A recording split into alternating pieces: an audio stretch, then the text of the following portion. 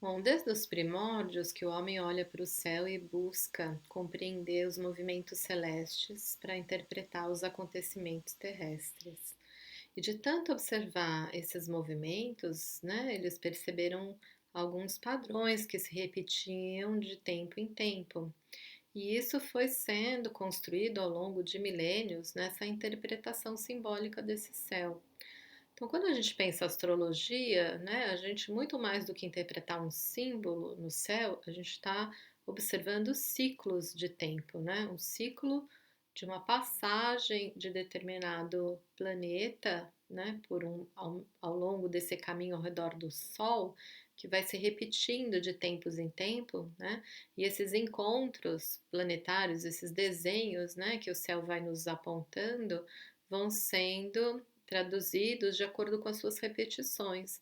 Então, na verdade, compreender o ciclo planetário é a coisa talvez mais importante para que a gente possa não só antever uma crise, mas principalmente driblar os momentos tensos ou os desafios, né, que é provável que a gente passe novamente, e também facilitar o caminho na nossa existência. E quanto mais a gente consegue antever uma qualidade desse tempo, né, e perceber quando essa mesma qualidade vai se repetir, eu tenho a chance de conseguir me prevenir ou pelo menos me organizar para conseguir aproveitar da melhor forma aquela qualidade quando ela se repete na minha vida. Isso não significa dizer que os acontecimentos serão os mesmos, nunca o acontecimento é o mesmo, mas a mesma qualidade irá se repetir. E por isso a gente consegue antever alguns passos e antever possibilidades pensando, né, nessas associações, olhando o passado para compreender o futuro. Se a nossa vida caminha em ciclos, então seria natural que a gente reconhecesse os momentos onde a gente já surfou a crista da onda e poder aproveitar quando isso se repete, né? Mas também outros momentos onde a gente pode ter sido atropelado por um tsunami, que aí dessa vez, se eu estou prevenida, eu não tenho que passar pelo mesmo aperto, pelo mesmo desespero, pelas mesmas consequências. A questão é que nem sempre a gente está atento, nem prevenido, nem muito mesmo lembra, né? A memória nossa é péssima, às vezes a gente não está lembrando, né, de quando é que essa qualidade de tempo irá se repetir. Então, se a gente não está atento nem prevenido, é difícil sobreviver a um cataclisma, né? Principalmente quando chega uma erupção vulcânica de uma hora para outra e a gente não estava nem esperando por isso. Que tal então que a gente pense esses ciclos planetários atuais de uma forma que a gente consiga, pelo menos, se não dá mais para se prevenir, porque eles já nos atropelaram, pelo menos aproveitar ou driblar ao máximo essas forças para conseguir extrair o melhor proveito dentro do cenário que já se instalou. Se a gente analisa os principais ciclos planetários do momento, a gente está vivenciando desde janeiro desse ano a grande conjunção de Saturno-Plutão no signo de Capricórnio. Mas ao mesmo tempo, um pouquinho depois, Júpiter foi se aproximando e a gente também experimentou uma tríplice conjunção. Na verdade, o céu quase inteiro foi para Capricórnio no início desse ano, né? Então a gente teve a tríplice conjunção Júpiter, Saturno e Plutão no signo de Capricórnio. E ao mesmo tempo tem uma nova dupla, na verdade, né? Ao mesmo tempo que Saturno tem um ciclo com Plutão, Saturno também faz um outro ciclo com Júpiter, que esse ano se encerra dentro do elemento Terra. Eles migram para Aquário, então em dezembro começa um novo ciclo de Júpiter e Saturno no elemento ar, que vai perdurar por uns 200 anos ainda desses encontros pelo elemento ar. E finalmente, o movimento de Urano em Touro. Também estou associando, porque como a intenção é falar em prosperidade, Touro é um signo de materialidade relacionado muito a valor. E então, desde a entrada de Urano em Touro em 2018, a gente já está vivenciando uma mudança drástica no cenário econômico mundial e também nas formas com a qual a gente vai se relacionar com o valor. A grande conjunção, então, de Saturno e Plutão em Capricórnio iniciou um ciclo que vai até 2053, mais ou menos, mas desde esse início de ano, desse primeiro encontro, talvez eles já nos trouxeram alguns indícios desse grande poder de transformação que vem por aí.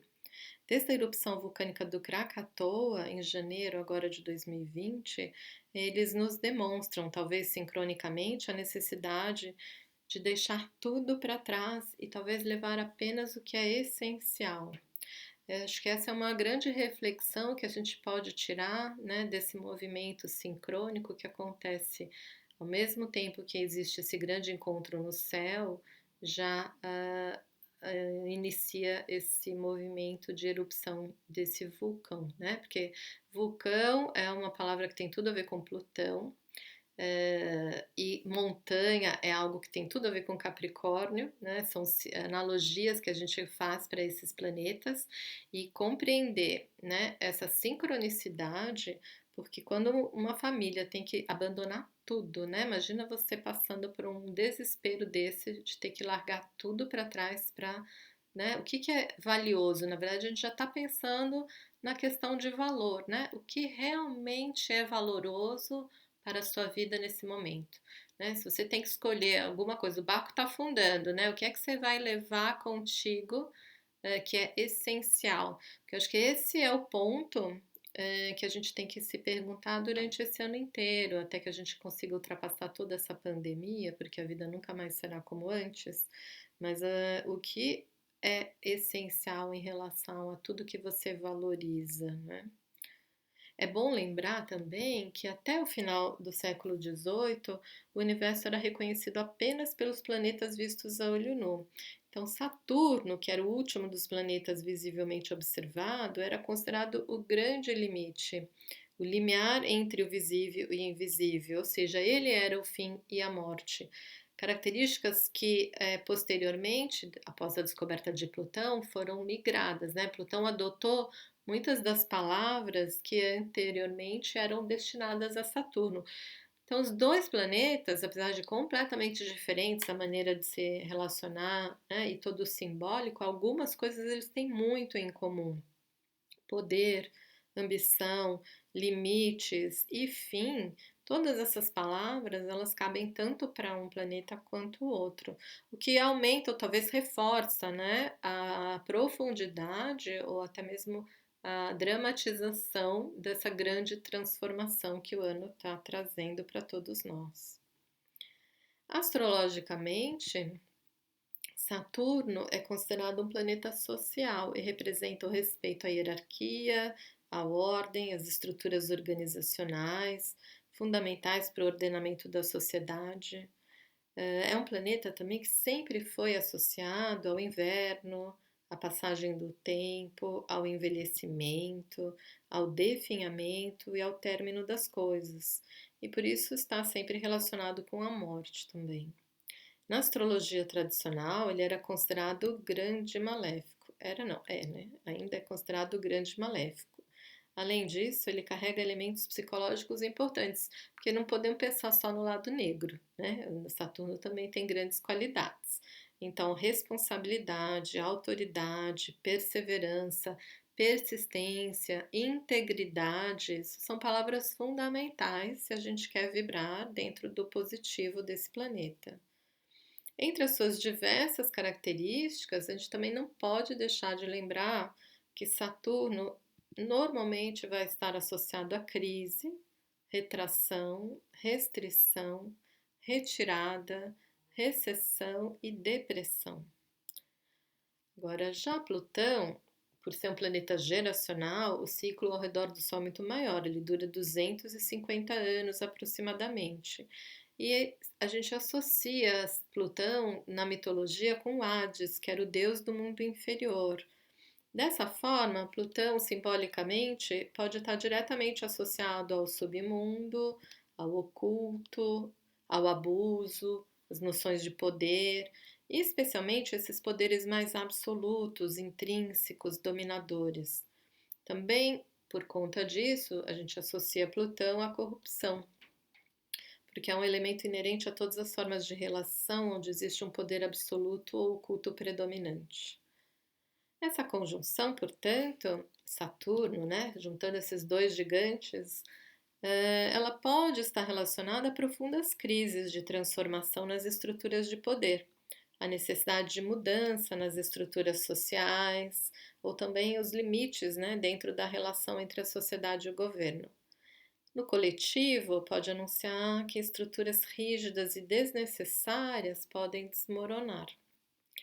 Como o momento é um aspecto que pronuncia dias extremamente pesados, difíceis, desafiadores, a experiência plutoniana, normalmente corrosiva, né, e essa transformação absoluta e a subversão de valores que Plutão traz vão ser vividos de forma extrema quando associados com a experiência saturnina, que é densa, pesada, né, rígida, cristalizada, e talvez isso agrave a percepção de limitações, fraquezas e falhas, né?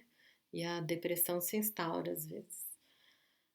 Mas se tivesse só isso, já estava ruim, né? Já estava de bom tamanho tudo isso, se a gente pensa no lado negativo. Agora, para piorar, a gente ainda teve a chegada de Júpiter, porque Júpiter, ele representa, apesar de ele ser um grande benéfico, ele é o senhor da expansão, mas ele também representa exageros e ele também representa crenças, dogmas, dogmatismo, fanatismo. Então, se Júpiter representa a lei, a religião, a ética e os costumes sociais, esse encontro pode provocar a queda de algumas teocracias e o desabamento de várias estruturas de poder. Seria ideal, não, seria muito bom se isso acontecesse. Mas, por outro lado, já que ele está, né, se aproximou de dois gigantes que são muito mais lentos, que têm um poder de resistência e de subversão muito maior, a gente também pode pensar ao contrário e imaginar o enrijecimento, a cristalização e a tentativa de manutenção dessa ordem estabelecida a todo custo e a custo de abuso, muito mais abuso e muito maior opressão, porque aí o Júpiter vira como extremismo e como exagero dentro daquela postura rígida e cristalizada. Bom, tudo indica que já não será mais possível dar continuidade ao que não vem funcionando. Chegaremos à exaustão em muitos setores e tudo que segue fora de um modelo sustentável, responsável, competente, coerente, tende a ruir. E a gente está vendo, né, a nossa mãe terra reclamando, e a gente está vendo quanto o homem vem explorando e não tendo o menor cuidado nem com o seu próprio território, né, com o nosso lar. Seria preciso, então, pensando dentro do melhor entre Saturno e Plutão, que a gente cultivasse as melhores características desses planetas, né? Então, pensar positivamente como usar da melhor forma Saturno-Plutão, eu imagino como cultivar responsabilidade com a Terra, né? Com o nosso território, com o nosso corpo, seja o meu corpo pessoal, a minha extensão, que é o próprio planeta, mas também a gente pode pensar em reduzir desperdícios, né? Pegando as palavras, tudo aquilo que Saturno gosta, já que Saturno pede economia, reduzir desperdício, otimizar recursos, investir em reaproveitamento, reciclagem, né? Reaproveitamento e reciclagem são duas palavras que Saturno e Plutão adoram. Essa combinação não sugere abundância, pelo contrário, está pedindo economia, o que torna o momento particularmente dramático para quem está vivendo aspectos desafiadores de acordo com seus trânsitos pessoais ou progressões, mas também, ao mesmo tempo, nos desafia a utilizar de novos paradigmas, novas estruturas de vida, de acordo com a casa e com os planetas tocados por eles no nosso mapa natal. Agora, concomitantemente a isso, a gente tem que pensar em Saturno e Júpiter. Júpiter e Saturno, eles se encontram em Capricórnio, encerrando um ciclo de 200 anos no elemento Terra e anunciam a transição pelos próximos 200 anos para o elemento ar a partir de dezembro desse ano. Eles fecham, portanto, um ciclo que caminha pelos 4 elementos a cada 800 anos e anunciam um novo ciclo agora a partir de dezembro. Júpiter e Saturno são denominados planetas sociais, eram os antigos cronocratores, os senhores do tempo, e regulam as leis, os costumes e a ordem social vigente. Desde a antiguidade, a relação entre esses movimentos de Júpiter e Saturno demarcam a vigência de amplos ciclos temporais. Suas conjunções sempre coincidiram com o surgimento de novos sistemas econômicos, políticos, sociais ou religiosos. Nos últimos 200 anos, passando por terra, o mais denso e tangível dos 4 elementos, o que a gente percebeu? A gente pode ter visto a predominância do materialismo como um valor social, a exploração predatória dos recursos naturais, aos extremos, a expansão dos mecanismos de controle e produção, a total ganância no obter. Agora, também a jornada de trabalho, a gente viu a ampliação da jornada de trabalho, a corrida desenfreada pela aquisição de bens de consumo, e a humanidade passou a priorizar recursos tangíveis ao invés de cultivar valores atemporais. Priorizou-se, acho que principalmente a aquisição de uma TV de tela plana em vez de saneamento básico nas residências. A gente vê muito disso, não é?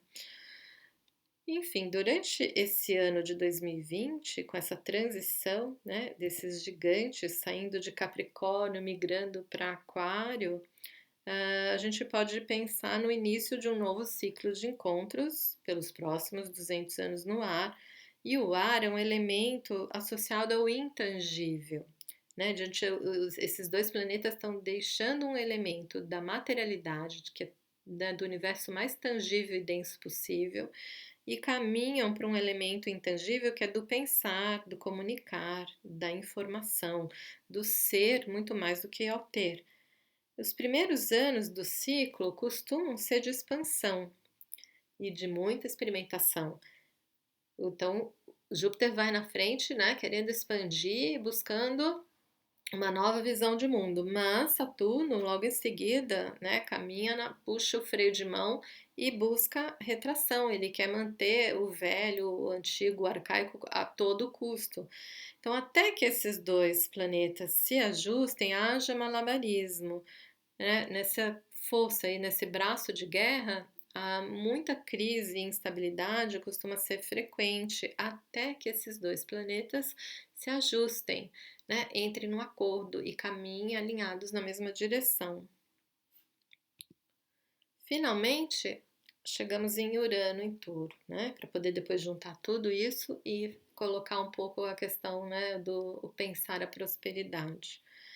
Bom, um ciclo de 7 anos que teve início em 15 de maio de 2018 e permanece nesse signo até abril de 2026.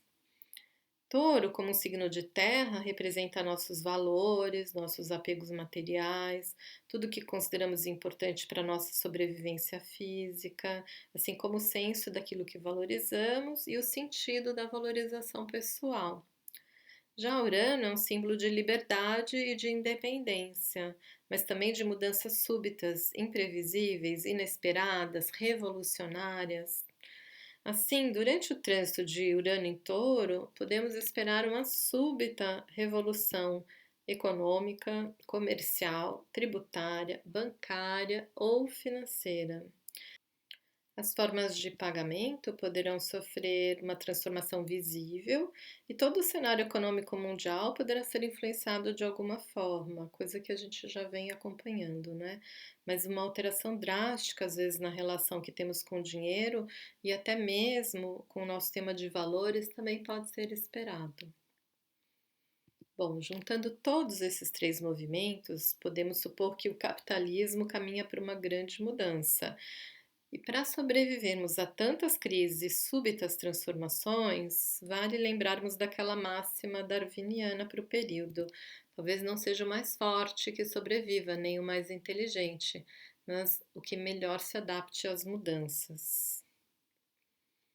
Bom, no meio de tanta crise, muitas pessoas prosperam, a gente sabe disso, né?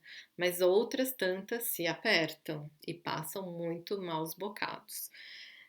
Principalmente quem está cristalizado no modelo da escassez e os que ficam muito apegados ao medo da falta. Então, as pessoas que têm muita dificuldade de adaptação, de mudança, né, de talvez flexibilidade para pensar a vida de outra forma e ficam muito agarradas ao seu modelo anterior, antigo, arcaico de viver, já que a gente está falando de Saturno o tempo inteiro, né? Esse medo de falta faz muitas vezes a vida ficar ainda mais apertada. Então, a primeira coisa que a gente precisaria começar a perceber e pensar a respeito dessas transformações é que, para experimentarmos a abundância ao invés da escassez, não podemos permanecer atrelados ao modelo econômico vigente, valorizando somente aquilo que a gente considera tangível, ou seja, apegados ao ambiente unicamente concreto e material dos recursos finitos. Nesse sentido, a gente pode lembrar que Saturno, Cronos, é o tempo, né? Ele é linear. Nós percebemos ele linearmente, né?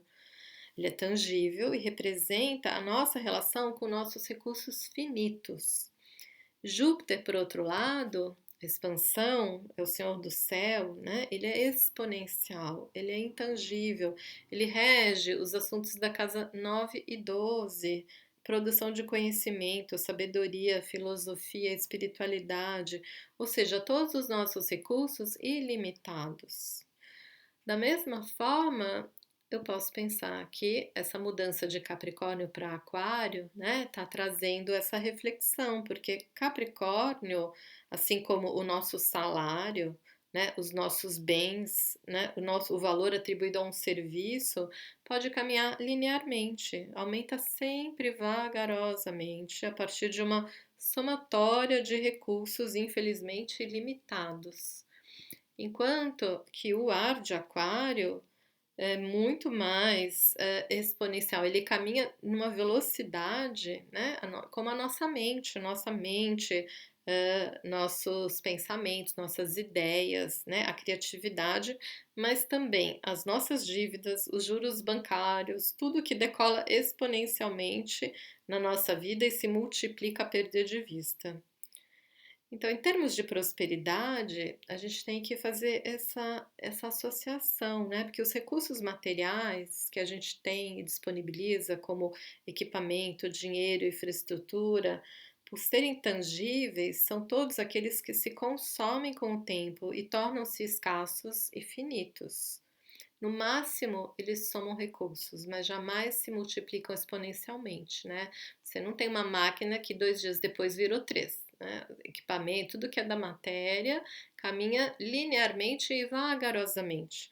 Agora, os recursos intangíveis, como conhecimento, cultura, criatividade, são abundantes, por isso eles proporcionam uma relação, né, com a prosperidade muito maior, eles vão se multiplicar de uma maneira exponencial. Então a gente deveria investir nosso tempo muito mais na qualidade daquilo que pode se multiplicar exponencialmente do que ficar unicamente apegados aos recursos que caminham de forma linear. Analogamente, a gente poderia pensar que a terra e a água representariam então nossos recursos mais tangíveis e finitos, e quando operamos nessa dimensão, apenas somamos recursos, enquanto que o fogo e o ar manifestam nossos recursos intangíveis e, portanto, infinitos do pensar, imaginar, criar e intuir. Operando nessa dimensão, nossos recursos multiplicam-se exponencialmente.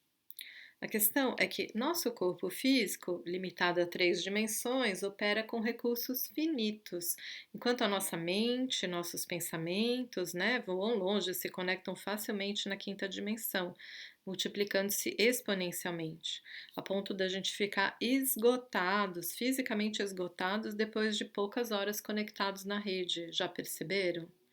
Então, como conciliá-los? Como conciliar e como conseguir usufruir desses recursos intangíveis e fazê-los gerar prosperidade no nosso universo tangível. Bom, para isso, a gente precisaria principalmente, talvez, transitar do paradigma saturnino da escassez, que gera muita limitação na nossa vida, para o paradigma jupiteriano da abundância. Pensa comigo.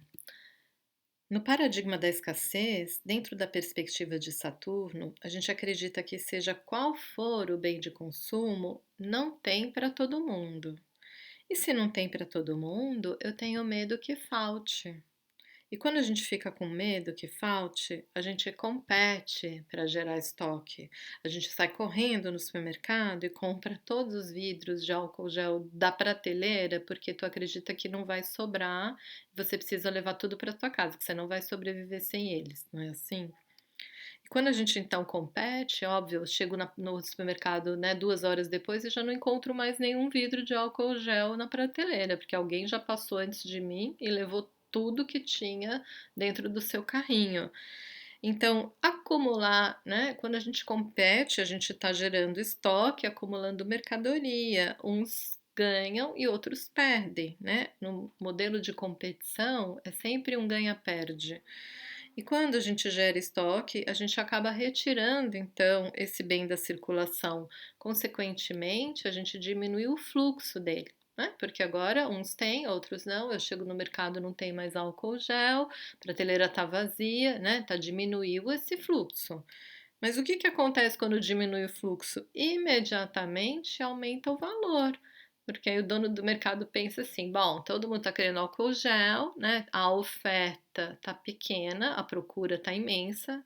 Toda vez que a procura é muito maior do que a oferta, a gente é o consumidor é que sai perdendo, né? Que aí o comerciante aumenta o valor do bem. Muita gente está querendo pagar por isso e não vai ter para todo mundo. Então, diminuiu o fluxo, aumentou o valor. E quando a gente aumenta o valor, a gente está imediatamente excluindo aqueles que não podem pagar, porque nem todo mundo agora pode pagar por esse preço.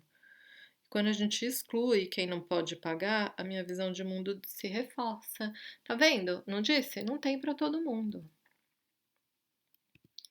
Agora, imagina o universo se todos migrassem para um outro tipo de visão, se a gente conseguisse caminhar dentro do paradigma da abundância. Porque no paradigma da abundância, na perspectiva de Júpiter, a gente já parte de um outro lugar, que Júpiter confia, né? E Júpiter tem certeza que sempre tem para todo mundo. E quando eu estou dentro dessa perspectiva jupiteriana de um mundo onde eu acredito, né, que tem para todo mundo, eu tenho certeza que não vai faltar. Eu acredito, eu confio que não vai faltar. E quando eu confio que não vai faltar, eu não preciso estocar. Quando a gente não estoca, a gente aumenta o fluxo da mercadoria, porque ninguém está lá acumulando 50, 100 frascos de álcool gel dentro da sua casa e esvaziando as prateleiras, né? O bem continua à disposição. Quando a gente aumenta esse fluxo, significa que a gente proporciona o aumento da oferta desse bem no mercado, porque nem todo mundo está querendo agarrá-lo e levá-lo para sua casa e estocar mercadoria. Quando a gente aumenta a oferta, imediatamente o valor diminui. Porque se ninguém mais faz, né, faz aquela corrida desenfreada para sair no supermercado, comprando tudo que vê pela frente, acreditando que vai faltar, significa que o bem vai permanecer lá. Amanhã eu posso voltar e comprar o que eu preciso, porque não vai faltar. Consequentemente, né, a oferta está muito maior do que a procura. E quando a oferta é maior que a procura, a solução é baixar o valor, porque agora eu tenho que fazer então uma promoção, porque ninguém mais está querendo comprar o meu álcool gel. Eu subi tanto o preço que as pessoas se desinteressaram. Então, deixa eu dar uma diminuída aqui no valor para ver se alguém chega na minha prateleira e compra esse álcool gel. Não é assim? Então, olha a diferença quando a gente não pensa em falta, né? Quando a gente acredita que tudo está em abundância. A gente não estoca, a gente não compete, aumenta-se a oferta, diminui o valor, e quando eu diminuo o valor, eu gero a inclusão de todos, porque agora todos podem pagar por esse bem. E gerando a inclusão de todos, eu só posso confirmar minha tese, tá vendo? Tem para todo mundo. Bom, um tempo atrás eu assisti uma palestra com a Lala de Heinzling sobre fluxonomia 4D. É um projeto onde ela desenvolve soluções inovadoras para gerar futuros desejáveis, produzindo riqueza a partir de 4 dimensões da sustentabilidade. Interessante, porque na mesma hora que eu assisti a palestra, eu já vislumbrei todos esses trânsitos que a gente está passando, né? Como é interessante, ela conjugou por um outro caminho uma visão de mundo que os ciclos planetários atuais já nos apontam. E essa sincronicidade, né, com esse pensamento da fluxonomia foi tão forte com esse movimento da mandala zodiacal e com todos esses trânsitos vigentes, que eu decidi então incorporar essas ideias dentro da perspectiva astrológica para que a gente possa repensar a prosperidade no nosso próprio mapa e aproveitarmos então os recursos contidos na nossa carta natal para atravessarmos melhor esse período. Em síntese, a Lala diz que precisaríamos agregar uma quarta dimensão, né, um quarto pilar para esse tripé da sustentabilidade, que seria o aspecto cultural.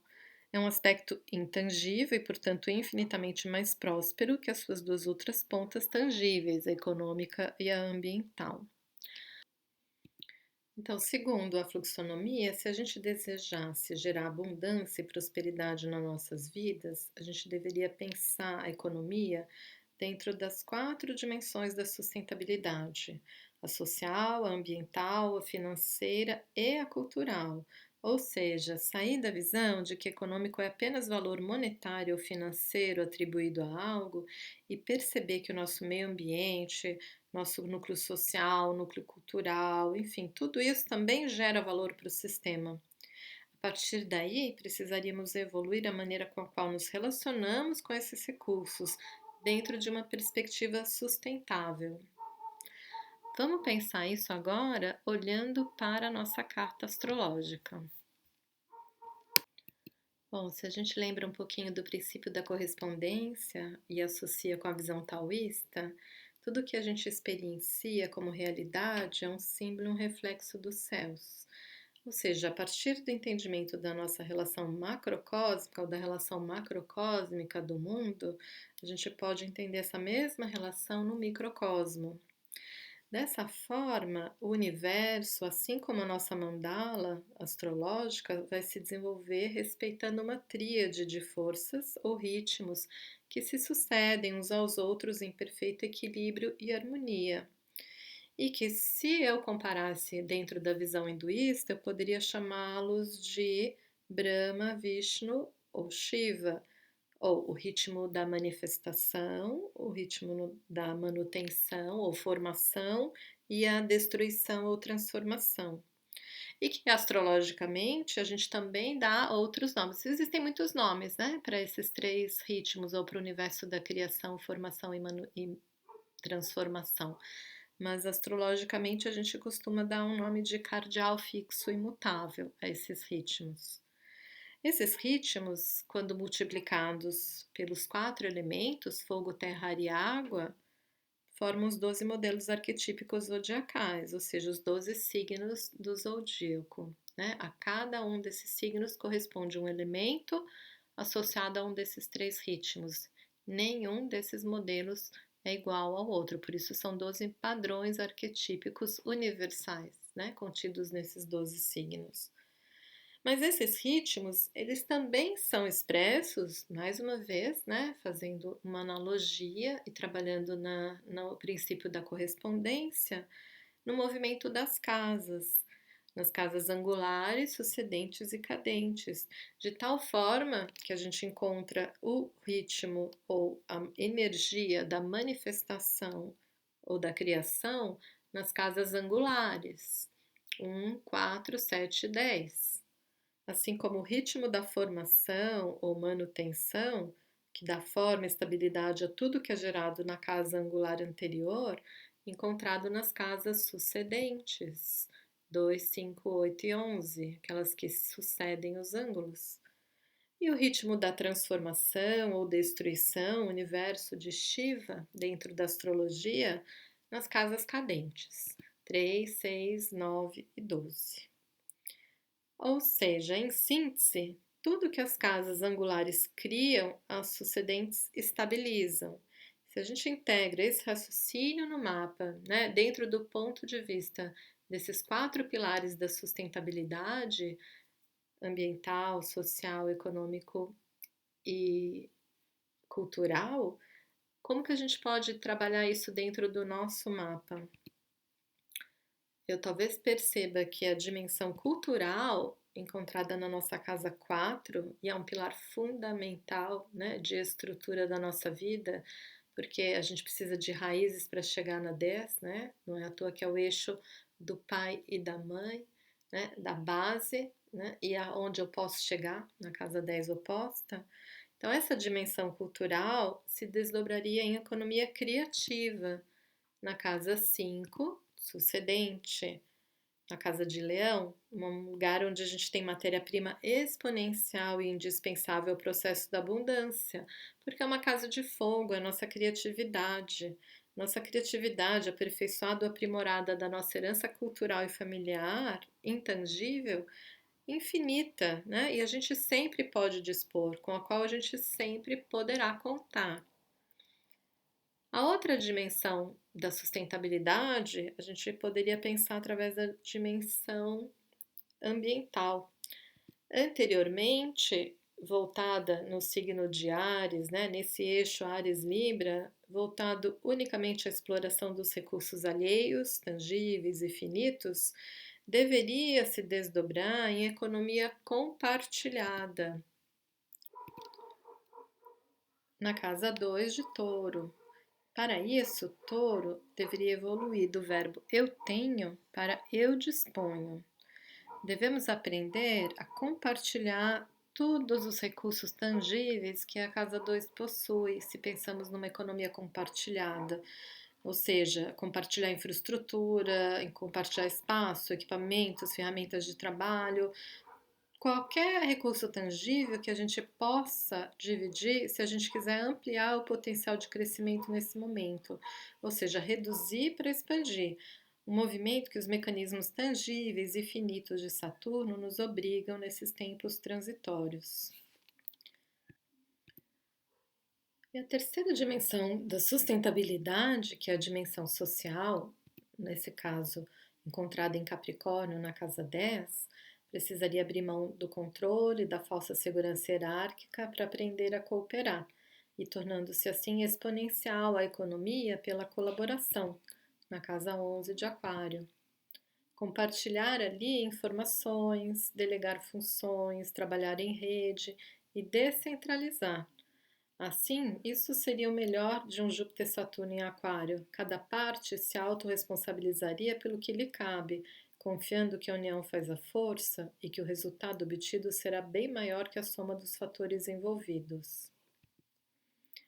Finalmente, a quarta dimensão da sustentabilidade, a dimensão anteriormente denominada como econômica, mas que só via valor naquilo que é monetário ou financeiro, poderia evoluir para uma economia multivalores. A partir do quê? Bom, em primeiro lugar, saindo da perspectiva desse eixo Ares-Libra, que anteriormente é focado unicamente no individualismo e no modelo de competição, aquele famoso ganha-perde, e sair também desse olhar de cobiça pelo recurso alheio, né? Muito comum também dentro da nossa vida econômica. Tipicamente a sombra de Libra, né? Que vive para o outro, vive focado no que o outro tem, imitando e copiando tudo que vem do outro, né? O famoso copia e cola. Essa dimensão, ela poderia evoluir, na verdade, precisaria evoluir para uma economia voltada a múltiplos valores, na casa 8 de Escorpião. Mas para isso, Escorpião também precisaria abrir mão do seu aspecto negativo, o aspecto possessivo, manipulador, focado exclusivamente em controle e poder. Aí sim, para se tornar exponencial, a gente teria que aprender a confiar para descentralizar, abrir mão de acumular bens em troca, compartilhar recursos, trocar a informação ao invés de reter a informação. E quando eu menciono aqui os signos, né, por exemplo, agora que eu mencionei, né, o escorpião, eu, na verdade, eu não estou falando de uma pessoa do signo do escorpião, a gente está falando de modelos arquetípicos. Todos nós possuímos esses 12 padrões de expressão da personalidade, que em determinados momentos, em determinadas áreas da nossa vida, se expressam mais ou menos. Então, em cada um de nós existe todos esses aspectos, né? O competitivo, o que cobiça, o que inveja, o que é ganancioso, enfim. Mas aqui, quando a gente está falando de tornar a nossa vida mais próspera, né, mais abundante, é olhar para tudo isso em nós, né, e tentar colocar de uma forma muito mais positiva, né, ou mais evoluída, essa expressão, né, desses modelos de acordo com o que o céu, digamos, nos pede nesse momento. Então, se eu quero que o meu negócio prospere, será que eu estou agindo de maneira controladora, né, com medo da falta, no modelo da escassez, agarrado ainda a esse padrão hierárquico de trabalho, achando que eu vou dar conta, e a gente sabe que os nossos recursos, mesmo que seja no seu tempo, é limitado. Então, eu não confio, então eu não divido, eu não delego, eu não chamo outra pessoa para me ajudar. Ah, mas eu investi tanto dinheiro, tanto tempo nesse negócio, agora eu vou chamar alguém para compartilhar isso comigo. Enfim, passa por todos nós, esses medos, essas inseguranças, e na maioria das vezes esse excesso de individualismo, né? Então, aqui a gente está pensando a roda zodiacal de uma forma que a gente conseguisse multiplicar os nossos recursos e realmente promover uma vida mais próspera e abundante. É nesse sentido que eu comento quando eu falo, quando eu menciono cada signo, ok? Então, atribuir valor, né, e transformar uma economia em multivalores dentro da casa 8 seria atribuir valor não apenas ao que vem financeira ou monetariamente do outro, não esperar só o dinheiro do outro, não atribuir valor apenas ao recurso econômico, mas a todas as outras dimensões de valor, valor cultural, valor ambiental e valor social, além do econômico. Não que o econômico não seja importante, né? Ou seja, na verdade, tudo é econômico. Não pensar que só o financeiro é que é importante. Dessa forma, a gente evoluiria da cruz da cardinalidade, né, cujo pensamento está muito mais voltado para o individualismo e para ganância e aquisição de poder, estabilizando essa atividade na cruz fixa seguinte. E aí a gente estabiliza, né, dá um outro olhar para a atividade gerada naquelas 4 casas anteriores, gerando assim recursos sustentáveis. Quando a gente trabalha dentro desta perspectiva, combinando essas 4 economias, a gente multiplica muito mais a nossa riqueza. Mas antes disso, a gente não pode esquecer, né, que precisa haver uma mudança de paradigma, uma mudança na forma como a qual a gente vê e percebe o mundo. Então, Júpiter e Saturno transitando de Capricórnio para Aquário nos ensinam o quanto precisamos sair de um modelo arcaico, centralizador, que opera pela escassez, pois funciona só por controle e comando, para um modelo descentralizado, focado na cooperação e na colaboração. E para isso, a gente teria que então unificar Saturno com Júpiter e encontrar a união entre o compromisso e a liberdade. Se é um ciclo que se, né, um novo ciclo a partir de Júpiter e Saturno e eles estão em conjunção, a gente não pode imaginar que a gente vai ficar só com a visão otimista, positiva, expansiva de Júpiter e jogar Saturno no lixo. A gente precisa encontrar a integração dessas duas forças se a gente quer viver o melhor desse aspecto quando eles transitam para o signo de Aquário.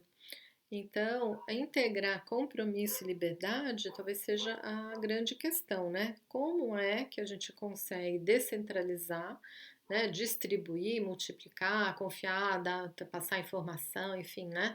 Você vai estar confiando na rede ou no sistema onde você descentralizando o teu serviço, você pode multiplicar muito mais esse recurso, mas como que isso acontece ao mesmo tempo que se eu tenho liberdade eu conseguir gerar comprometimento? E a palavra-chave seria então reciprocidade.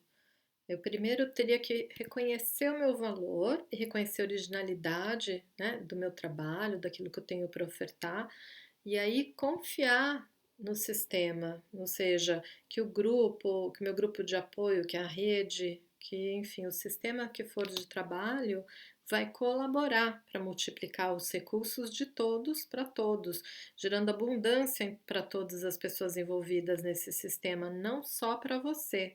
Pois a relação com a abundância, ela tem que ser uma troca coletiva e não individual.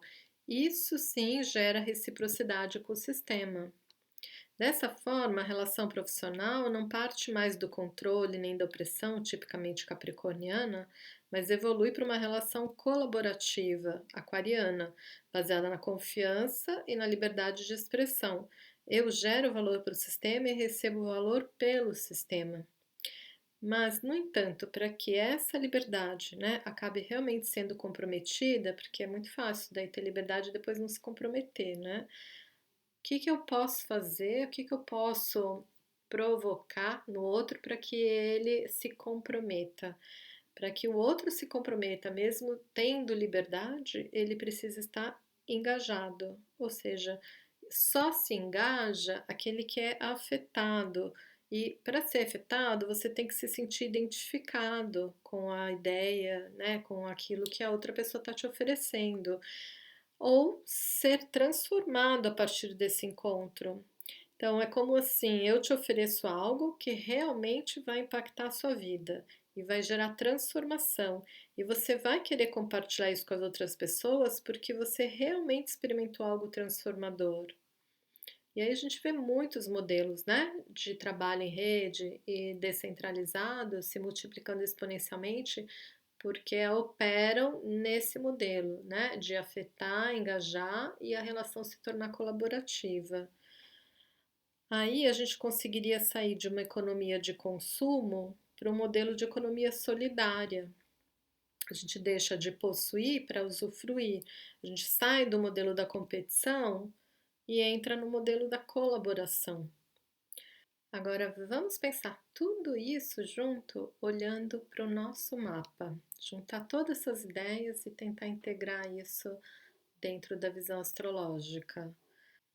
Nossa abundância e prosperidade, elas precisam partir talvez da casa 5, que é da economia criativa, e ali a gente pode se perguntar: que tipo de semente eu posso plantar e fazer germinar na minha vida? Ou que ideia criativa, que semente original eu tenho que eu posso plantar ou fazer germinar em algum terreno alheio, enfim, porque às vezes a gente tem que plantar isso num outro solo, mas na 5 você encontra a sua semente e a partir dessa semente criativa ofertar o solo necessário para que ela possa germinar. Talvez pensando na sua própria casa 2, que é a terra de touro, percebendo qual ambiente eu posso disponibilizar para esse cultivo, ou seja, que recursos eu tenho para ofertar que não sejam apenas monetários, porque na 2 a gente encontra o solo fundamental, o solo fértil para fazer essa semente germinar, porque ali a gente está na seara da economia compartilhada. Então, lembrando que o principal ciclo celeste do ano caminha para a transição de Capricórnio para Aquário, nada melhor do que economizar, reduzindo os custos e compartilhando os nossos recursos. A gente está nessa seara, economia compartilhada, a gente pensa qual é a minha moeda de troca, né? E que eu posso compartilhar para que esse recurso se multiplique. E aí, dependendo do signo e do elemento da nossa casa 2, a gente pode compartilhar recursos muito diferentes, muito distintos. Alguns dos recursos são culturais, outros mais sociais, outros ambientais. Por exemplo, Sagitário na 2 compartilharia conhecimento para fazer multiplicar isso e gerar valor, dinheiro, economia, prosperidade, enfim. Capricórnio pode ser um know-how, Virgem equipamentos, então vou dividir equipamento de trabalho, né, infraestrutura, Aquário divide informação ou tecnologia, enfim, qual é essa moeda de troca, né? E qual é esse recurso que você poderia compartilhar nesse momento? E em qual, a partir dessa terra, né, dos recursos tangíveis, a gente migra para a casa 11, que é a casa do ar de Aquário, onde a gente efetivamente pode multiplicar esses recursos sedimentados na 2 exponencialmente. Porque a casa 11 é a casa dos grupos, né? É uma casa sucedente que dá apoio à casa 10, que é da autoridade pública, da imagem pública, das nossas ambições, do lugar onde eu quero chegar, né? Assim, aonde eu quero estar no mundo. E na 11 eu posso perceber que tipo de grupo eu encontro colaboração e com quem eu posso colaborar, porque a gente está no universo da economia colaborativa na 11, e se eu quero multiplicar aqueles recursos tangíveis da casa 2 e transformá-los em exponenciais, eu preciso do grupo, eu preciso da rede, eu preciso de uma rede de apoio, seja de que tamanho for, seja que grupo for, mas é na 11 que a gente encontra qual é o grupo que pode te apoiar e com o qual você pode colaborar. E a partir então desse regente, dos aspectos, enfim, você analisa a 11 como qualquer mapa natal, né? Pensando signo, planeta, regentes, aspectos que recebe, enfim. A partir dessa 11, a gente descobre como nos engajar numa rede colaborativa, né? Qual é a qualidade que eu tenho que gera engajamento na rede. E a partir dessa rede, eu percebo através da casa 8 de Escorpião que valor eu agrego ao outro. Na verdade, se eu quero afetar e ser afetado, né, eu preciso gerar engajamento. Se eu quero gerar engajamento na 11, eu preciso perceber como que eu posso afetar e ser afetado dentro dessa rede. Lembrando que a gente está na casa 8, a casa da transformação, né? E que para engajar a gente precisa afetar, e afetar é transformar, é se transformar no encontro. Então, na casa 8 a gente percebe, né? Qual é a minha qualidade, né? O que que eu posso provocar de transformação, né? A partir desses encontros. Qual é o movimento que gera a transformação e isso vai gerar o engajamento dentro dessa rede? Qual a minha capacidade de transformar o outro? Finalmente, que tipo de resultado eu estou ofertando e recebendo nas 4 dimensões da minha vida? Você já questionou isso? Né? Porque a gente pensa muitas vezes em prosperidade e olha só para a situação financeira. E esquece de olhar para todos os nossos outros âmbitos da vida, que às vezes são muito mais prósperos, mas porque a gente não tem gratidão, acaba que às vezes o fator econômico ou financeiro não vai adiante. Então, lembrando, quando a Lala diz que um dos pilares fundamentais seria acrescentar a cultura para a dimensão econômica, então vamos além, né, desse olhar e vamos pensar o que que é a cultura dentro do nosso mapa, se a gente associa isso com casa 4, que é, né, o país, a raiz, a cultura, aquilo que vem da minha ancestralidade, né, que tem a ver com a dimensão do meu lugar no mundo. É, olha como a gente pode agregar valor quando a gente começa a reconhecer o quanto a nossa ancestralidade é fundamental na aquisição da nossa prosperidade. E isso a gente aprende muito quando estuda a constelação familiar, né? Porque aquele que não reconhece as suas raízes não tem como prosperar.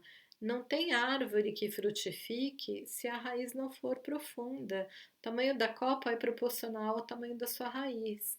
Então, como é que eu quero frutificar a minha vida monetária ou financeira se a minha árvore, né, pessoal não finca raiz em lugar algum, por exemplo?